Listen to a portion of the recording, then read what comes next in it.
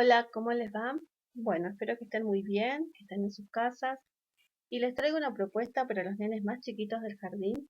Una propuesta que vamos a empezar primero a trabajar con nuestra voz, ¿sí? Hacer sonidos con nuestra voz. Y lo que se me ocurrió es que hagamos los sonidos de los animales, ¿sí? Algunos animales que ustedes conozcan. Por ejemplo, yo voy a mostrarles un dibujito que yo tengo acá, unos cartelitos de animales, y ustedes lo que van a hacer es el sonido con su voz. ¿Se animan? Vamos a empezar. Este es un, y ustedes tienen que hacer cómo habla el perro. ¿Cómo habla el perro? Muy bien. Ahora les voy a mostrar otro. Atención, ¿eh? Este es un, ¿cómo habla? Muy bien. Este es un, una. ¿Cómo habla?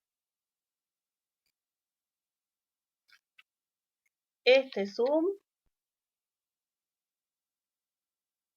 y hagan el sonido de cómo habla. Este es un, y el sonido de cómo habla. Y acá tengo un,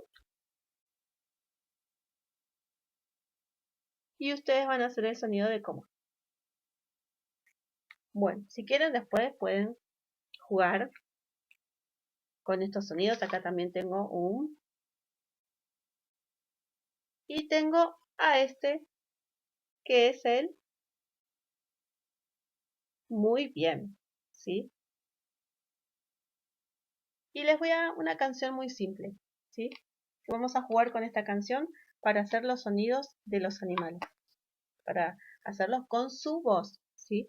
Se llama Bartolito la canción. Y la escuchamos.